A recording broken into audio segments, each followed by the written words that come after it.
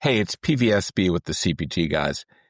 You know, we talk a lot about this on the show. For CPG marketers today, it's not just about reaching consumers. It's about connecting with them meaningfully at every touch point. Here's the reality. Shopping isn't just an event anymore. It's woven into daily life.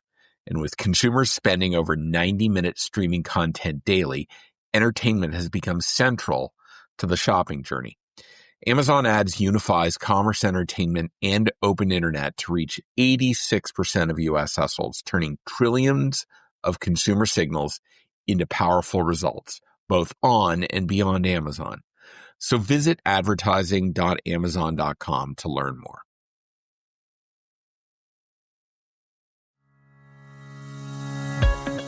Welcome to the CPG Guys podcast. Your hosts, Shri Rajagopalan and Peter V.S. Bond, explore how brands and retailers engage consumers in an increasingly digitally driven world.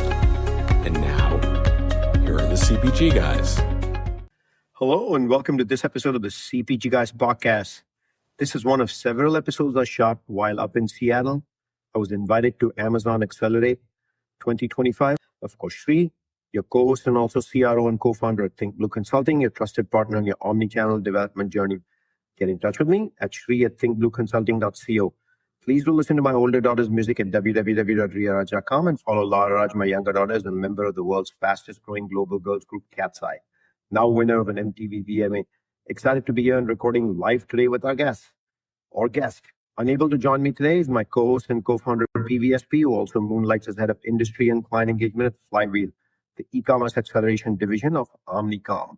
Make sure you're subscribing to a podcast on our preferred listening platform where you can get our latest episodes and even go back to consume some of the 530 plus episodes we've already published.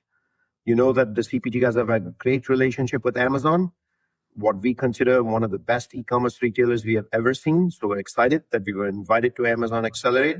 And here we go. Please enjoy this episode. Jerry and Phillip, welcome to the CPG Guys. How you both doing? Thank you. Thanks for having us. Doing well. Doing great. Thanks. A busy conference. Thanks for making time, gentlemen. Thanks for having us. Let me kick it right off. Both of you, what was the aha moment that led you both to start the Happy Start? And how did your personal background shape your vision for this brand? Yeah, so Phillip and I have known each other from college, and we were out Where'd you guys go to school? University of Cincinnati. Go Bears. I noticed the branding. Well done. Yeah. Where's the branding? Oh, sorry. Yeah, I left my hat over in the book bag there. Gotcha. Go on. Good thing this is a podcast. Yeah. So Cincy. Yeah, went to school. Bearcats. The Bearcats. I'm a Hokie. That's why I know. Okay. Yeah. Well, but we've known each other since college, and we were out on a double date with our wives. And over dinner, we were talking about all these different baby products that Phillip and his wife were looking at because they were about to have their first child. Mm-hmm. So wipes, that kind of stuff? I mean, as a new dad, first-time parent, watching my wife buy all this stuff, I was a little overwhelmed just watching her get orders off Amazon and whatnot. I'm like, wait, what do we need this for? Why, and so I just was totally overwhelmed as a dad. And I brought Jerry along because I'm like, we need to figure this out and focus in on a few products that are developmentally So wait, focused. Are you primarily focused on the dad mission then? Making dads do what they should have been doing 500 years ago? I wouldn't say we're primarily focused on dads, but we're two dads, brand new parents. Jerry just had his first kid, a year now. She'll be 9 months. Yeah, 9 months. So we're as we're going through this Amazon journey together, we're also going through the parenting journey as well. Son, daughter? I have a son. And I have a daughter. And tell me they're using Happy Start. They are. You'll see on our website and even on Amazon. They're models. Yeah, they were. My son was one of the first just because he was using the products right away. And that was part of the whole testing phase. Fun. So you guys go on a double date. Next thing you know, the Happy Start is born. When was this? This would have been April of 23. 23, yes. So it's been about 2 years and change. Yes. It took us about 6 months to go from inception to launching on Amazon, which is 2 years to this month. So 2 years you've been selling on Amazon. Mm-hmm. That's why you're here. Mm-hmm. Yeah. What brings you to the show? What are you looking forward to? Sure. What are the big takeaways you're hoping to get? We really have enjoyed doing the connecting with other sellers element of it. Last year we were here in person. The year before that we did it virtually. The difference is incredible when you're actually here in person and you're able to just kind of impromptu have a conversation with someone you're standing next to, and just before you know it, you learn something new And about. who are those someone you're standing next to? Other sellers? Yeah, like I met a guy that does umbrellas last night. I met a guy that does fishing poles, luggage. Like you're not necessarily meeting sellers in your category, but they're very likely going through the same scaling issues that we've had. You know, I'm lucky, and CPG Guys is lucky we get to do this every year. And we get to talk to founders like you, because the big bad world of retail and CPG doesn't understand that you can sell umbrellas and actually make a pretty good living. Yeah. You could curate baby products. I wish senior merchants of the largest retailers embraced it like Amazon has. It's a big deal. Yeah. Are there like tools and services you guys are more curious about here? Or is this more about networking and human connections? It's definitely networking, meeting other sellers, figuring out where they are in their journey. You know, we're still very early, 2 years. A lot of the sellers we met last night, they're 5, 10, 20 years in. So that, you know, we hope to be there one day. Yeah, I talked to one today, is 14. Yeah, Wow. good for that person. Very well scaled. Yeah, and so that's where we're at. We've launched a few products. We want to start scaling. We had specific meetings with Amazon today, just with the seller support, account health, just making sure we're going to file some patents and trademarks, and we're just, you know, going through those. Yeah, going through that whole process. But in regards to the tools, though, like you pointed out, there's also so many different things that we've learned by coming to this conference, whether it be about buying reviews or the logistics between, you know, AWD and FBA and, you know, Amazon Global Logistics now. There's just so many different ways that if we lean in, we're able to get like almost like, seems like insider baseball, because So this is the mothership of insider baseball. Yeah, That's what right? these 2 days. Yeah, it really is. Where are you guys coming in from? Columbus, Ohio. So you kicked this off in Columbus, Ohio. Everything couldn't have been smooth sailing. You got to fundraise, you got to put down money down. You know, the idea is awesome until you actually have to create the product. So take us to the story. How did the product get created? What were the early pitfalls? Sure. We left dinner that night. I went home and filed the What were you LLC. doing then?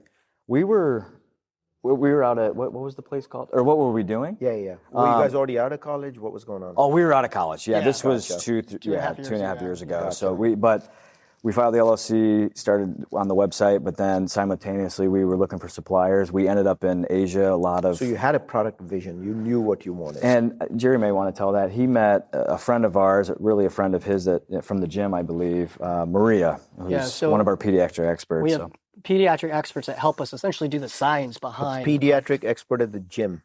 Yeah. So I was at the gym, we were working out, you know. What's your favorite workout? Well, at the time I was doing CrossFit. I've gotten a little older now. My body can't handle the workouts quite as well. They tell me, the old man, that I am strength training is the only way. Yeah. Really? So I'm doing isolation training. Okay. I mean, it makes sense because after a certain point, Like literally tonight, it's like chest and shoulders. Really? Wow. You do lightweight, low, or No, low? higher Higher lower weight. reps. Okay. Higher weight, lower reps. Yeah. That's I'm what doing told. lower weight, higher reps where I can. Gotcha. Yeah. So But yeah, you meet at the gym. we meet at the gym and you know, just talking about life, and she's like, "Yeah, I'm a occupational therapist. I focus in on pediatrics. I have a fellowship at Nationwide Children's Hospital in Columbus." She was like the very first fellow to do that, and she's like, and so then we start working together on this product, and I'm like, "Okay, you have all the expertise to know, is this sound in science? Does it actually help babies with their developmental milestones?" And so she did, and it kind of signed off on all that part of it to say, yeah, if you put this product out there, to what Phillip was saying, you're going to put a great product out there that's actually going to help babies. How did the sourcing happen after that? Yeah, so the first two products were, it's a board book that stands on its own, and then some vision cards that are bounded by a ring. Who designed all this board book? Like, I mean, you can guys look. sat and sketched it out. Like, how did that? Yeah, happen? you can look at competitors. So we looked all over the internet, Alibaba. Like, there's other websites. So travel involved. Yeah, we didn't actually have to go over. We hey, send us some samples. This is the beauty of the internet. The internet these days, you can literally do almost anything. Yeah. How much of that is Instagram, social media versus websites? That's a good question. Personally, Philip and I aren't very big on the social medias. Yeah, I'm going the other way. Yeah, like so we're leaning more towards the websites and seeing Amazon. I mean, Amazon was a great resource for us just to see what's in the market, right? We could kind of see what was already out there, what's and selling, what people were not so happy about with the products that were in the market already. And say, well, we can do a little better. We just look at the feedback and say, well, people would like it to go this direction, do these type of things, and we haven't stuck to the script at all, by the way, that we designed for you both. Nope. No. We're just having fun. Yeah, and I going back to the two products though, we decided via Maria, vision and cognitive were the two. So that's your two. So we said, look, let's vision and cognitive. let's focus on those two developmental, or that developmental thing that your baby, when you're born, all of us are born, you can only see gray, black, and white when you're born for the first 3 months, and around 3 months or so, you start to see red. So that's why in our products you'll see red sprinkled in, and then green is the second color. Always a method behind the madness. Yeah, and that came from Maria. We added yellow just because it's part of our brand and the logo, but all of our products are either high contrast, and then via, we can talk about our donation pledge, but some of the feedback we received from the big hospitals across the country, they said, hey, we want to use these in the NICUs. Like I was a preterm baby. I was born before 37 weeks. You can't use high contrast with preterm babies. It's too stimulating. So we added to our vision cards, for example, off that feedback, and we believe we're the only ones in the market doing it, low contrast, which is nothing crazy, but now the vision card product can be used both in the NICUs and outside of the hospital. So giving back and uplifting others is an important part of life now. So tell us about the Give Back Pledge. Yeah, so 10% or more of the units we sell each year, we pledge to give back to hospitals, clinics. In kind. In kind. 10%. Yeah, so if we sell 1,000 units, we're going to give at least 100. At least 100 That's a big back. number. Yeah, and we hope to continue that. It's been... And you're a for-profit business. Yeah. Believe it or not. 10%. So the books, let's be honest, like the books are a little cheaper to source than the vision card. So if you had to ask, well, what products are you donating? Books are so important these days. They are. Education is getting to be more of a challenge worldwide. And I think the book itself, it's one that's accordion style, they call it, and you set it on the floor, and if Maria was here, she would tell you, but you lay your kid down and they do tummy time on their stomach. It builds your muscles, your neck, and developmentally, it's very important, I guess, during those first 6 to 12 months. And our product will help not only vision and cognitive, but it's built for tummy time is what Let's send a message to other CPG companies. Startup founders, you guys are hungry. You're giving back 10% of your units. Yeah. What message do you want to sell to the big behemoths? I come from like PepsiCo, Johnson & Johnson, Revlon, General Mills. What's your message to them? I think they could probably give 10% back too. Imagine if they did. That'd be crazy. I hope people listen up. Yeah. But and it's worked for us. Yeah, we that's where we come from. We both volunteer our time. I worked at a dog shelter. I volunteer. You got pets? I do. My both dog. have dogs. My Yeah. dog. I have one dog, Maple. She. We just got her certified for a pet therapy dog this year. So we go to the hospitals when I can, and it's just another way to give back. Yeah, I have one dog as well. What are the names? Maple. And then my dog's Kaya. I have 3 cats, Zane, Zora, and Zumi, and they're immortalized on my hand. Oh, I love wow. Disease. That's nice. And we just got a puppy called Bala, which is, of course, the love of the house since he's only 8 months old. How you doing with that? Awesome. Yeah, loving it every single day. What kind of dog? It's a Maltese Terrier. Okay. Oh, nice. So easy to carry. Yep. Go anywhere Yeah. with us, that kind of thing. But people don't realize what a big deal having a pet is. I used to hate pets. Sure. Never wanted one. It's been 4 years since we've had this combination of pets. Yeah. I tell people that if you don't have a pet, you miss something out in life. Yeah. So that said, let's jump back into the pediatric occupational therapist that coached y'all into this so much, right? What role does expert input play in your product design and validation? And then how do you back that expert vision with quality and price points? Yeah. I think the price obviously matters. You're not going to move units if the price isn't right. And Plus affordability. Right. And from the beginning, we've been affordable, accessible. What's the opening price point? $9.99. $9.99 for the board book. And what's the most expensive? The 3-pack of the board books would probably $24.99. Yeah. We're looking. It's not that we did it the wrong way, but when we first started on Amazon, we thought 2-3 products under $10.99 or $9.99 would be the affordability aspect. And what's your vision for the assortment? How many SKUs do you want to have? I think we could get over.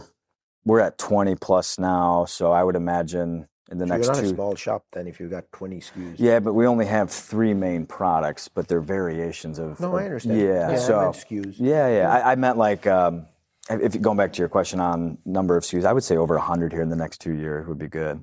What we're finding is that with starting at a price point that's so low for our original products, adding more products because we now have brand loyalty, brand awareness, and they know what we stand for, why we're doing the work we are, that will then allow us to scale the company to have more impact ultimately. Yeah. And what attributes do you think are helping you secure that loyalty from your customers where they want to come back and buy that second SKU from you?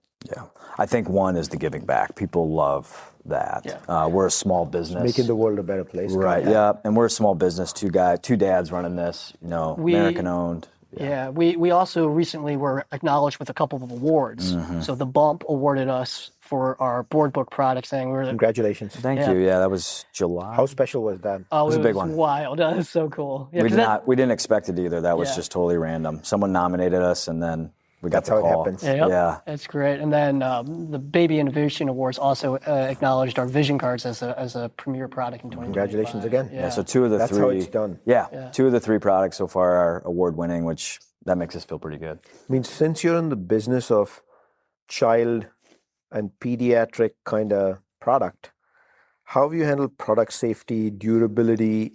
Inclusivity is a big deal. How do you think about all those things in your design and manufacturing? I mean, with us both having children, I wouldn't want my wife or me buying a product that I knew wasn't safe. So before we even knew Amazon was going to require, I mean, if you sell toys. So Amazon has certain safety Yeah, standards. absolutely. I would imagine all the retail or e-commerce platforms have them because, liability wise. But yeah, we had them tested down. I think that lab's in Georgia outside of Atlanta. So that's where we go and get them all tested. Where do you source everything from? Right now it's mostly China or Asia. And so are the tariffs impacting you?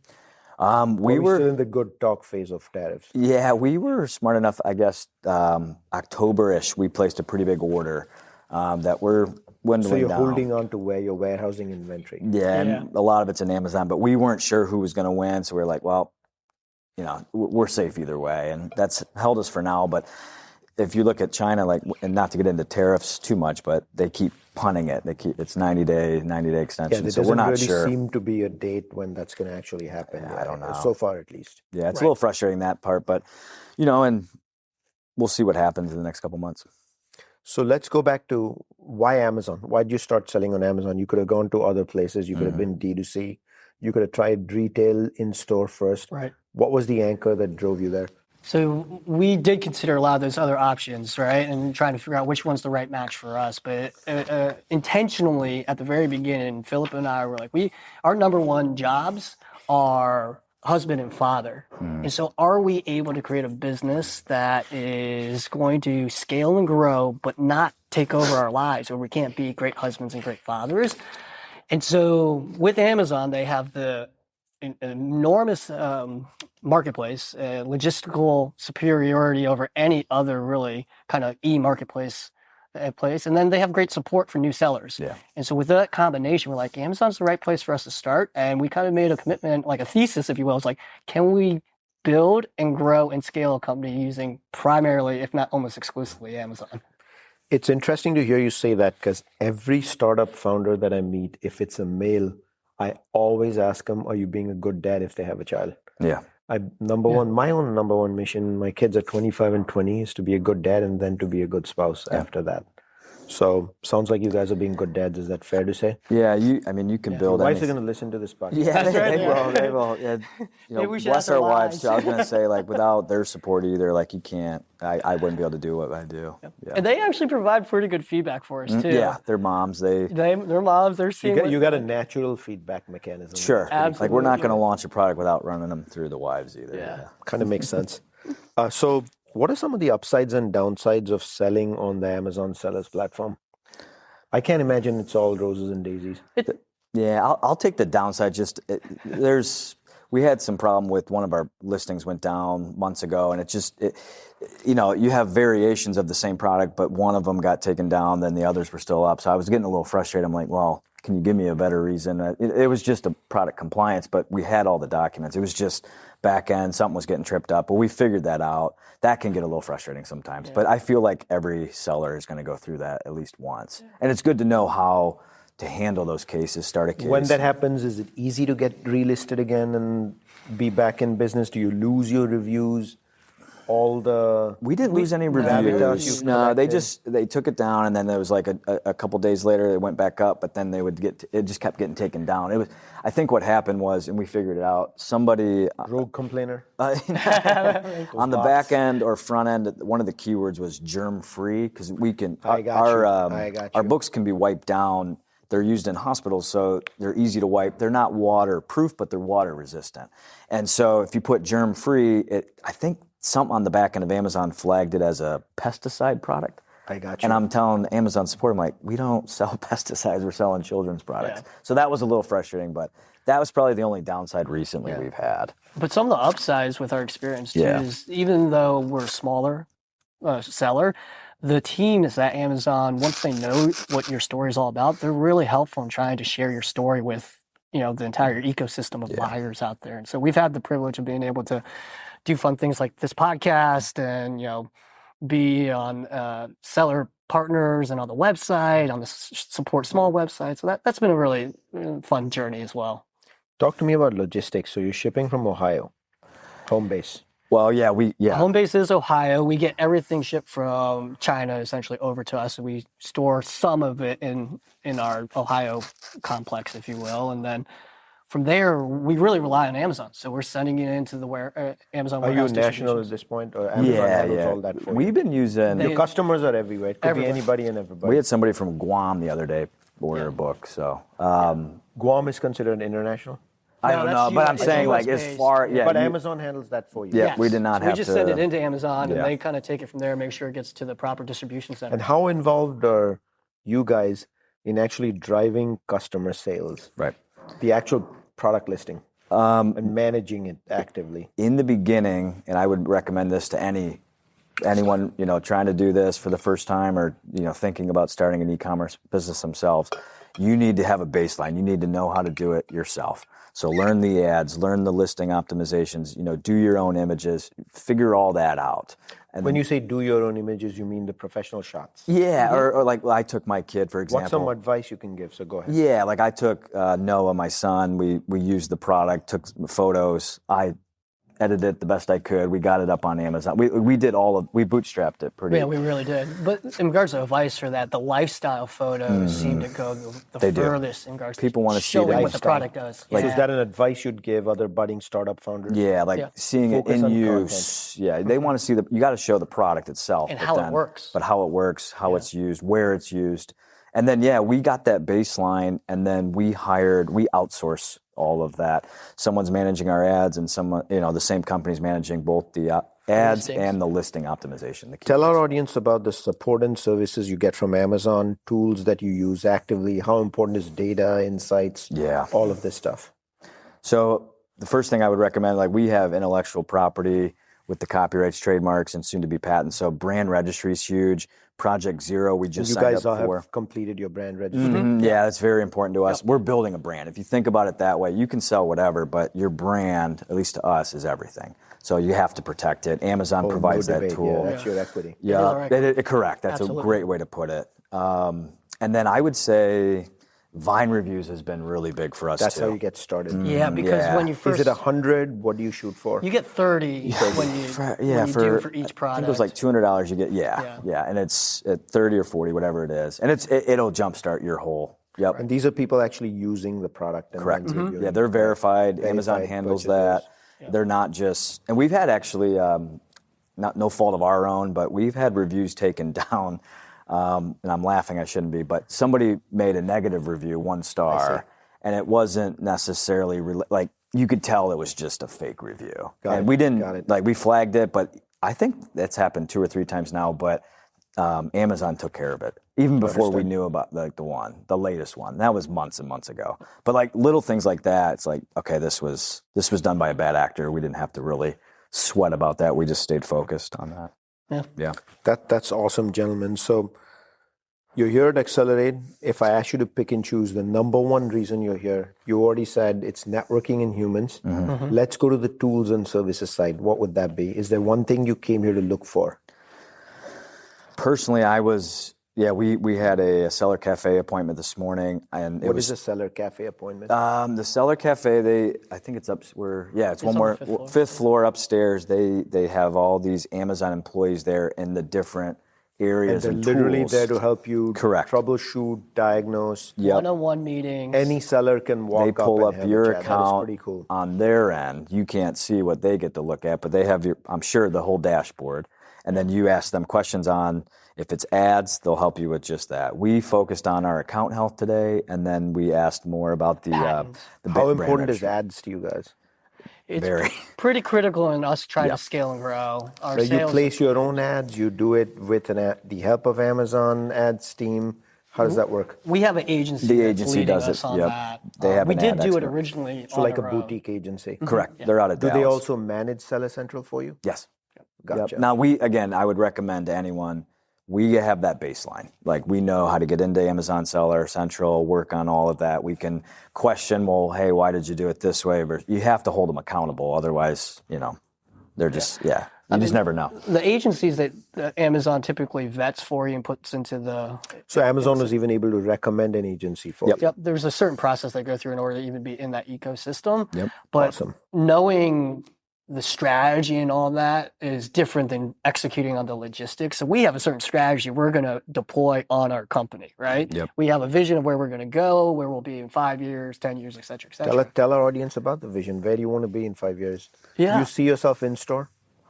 Or you feel that's like the yesterday's way? No, there are some potential in-store things. Like we know that there's certain opportunities that are a little bit different than traditional retail. Like, for example, zoo gift shops is one that we're very much looking into right now because it's kind of special. You got the captive audience. Yeah, right. absolutely. And products that are a little bit more niche, like what we have, especially if we can theme them. We have different themes when it comes to different books. We can do one around safaris and zoos and all that. No, there's certain specialty retail. I have nephews and nieces who are very young, like 1 year, 4 years. Airport is the favorite place I like to shop. Yeah. As I'm traveling to go see them, I'm literally walking into a W.H. Smith or whatever it is. And I often find there isn't stuff for kids. And I'm like, why the heck don't... Like, that's a great point. People, and it's not just me, my generation, we just don't think of it ahead and then like, rats, I need a couple gifts. Right, because I'm about to go visit them. Yeah. And you know what we're buying? Chocolate instead. I was going to say you're buying food or... So hopefully y'all are getting into... Airports is a great idea. That's great feedback. That'll be a great one. But let's wrap this up by asking you both, if you were to give advice, you guys have literally bootstrapped this from scratch and you're a success story. You have 20 SKUs. You're here at Amazon Accelerate for a reason. They put you on our podcast because obviously they think highly of you.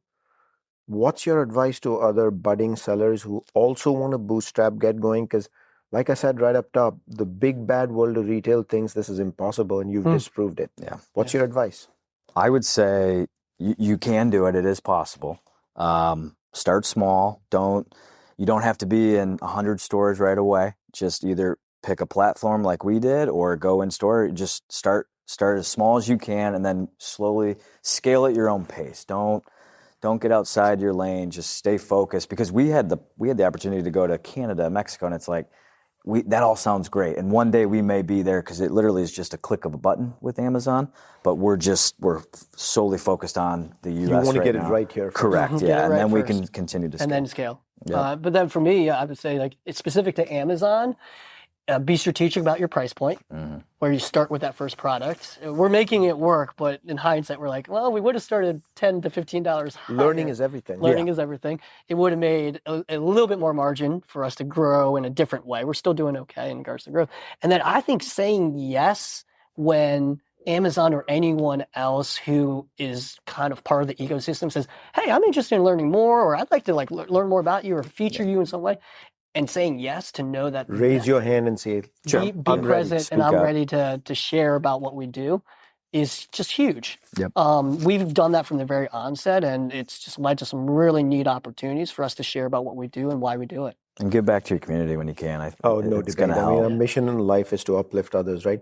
So, gentlemen, this is a busy week for both of you. The next couple of days, you're going to be busy in a good way. Yeah. But thank you so much for taking a half hour and joining me on the CPG Guys in a busy week. Thanks for It's been having a us. pleasure Thanks for having having both of us. you. Thank you. Thanks. That's a wrap of this episode of the CPG Guys.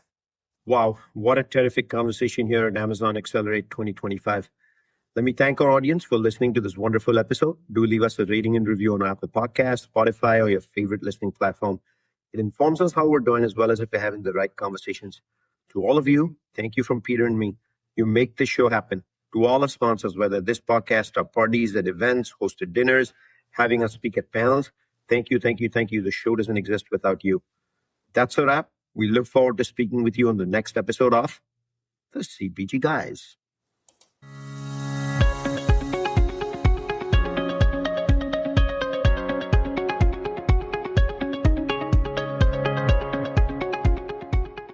The content in this podcast episode is provided for general informational purposes only. By listening to our episode, you understand that no information contained in this episode should be construed as advice from CPG Guys LLC or the individual author, hosts, or guests, nor is it intended to be a substitute for research on any subject matter. Reference to any specific product or entity does not constitute an endorsement or recommendation by CPG Guys LLC. The views expressed by guests are their own, and their appearance on the program does not imply an endorsement of them or any entity they represent. The views expressed by CPG Guys LLC do not represent the views of their employers or the entity they represent. CPG Guys LLC expressly disclaims any and all liability or responsibility for any direct, indirect, incidental, special, consequential, or other damages arising out of any individual's use of, reference to, or inability to use this podcast or the information we present in this podcast.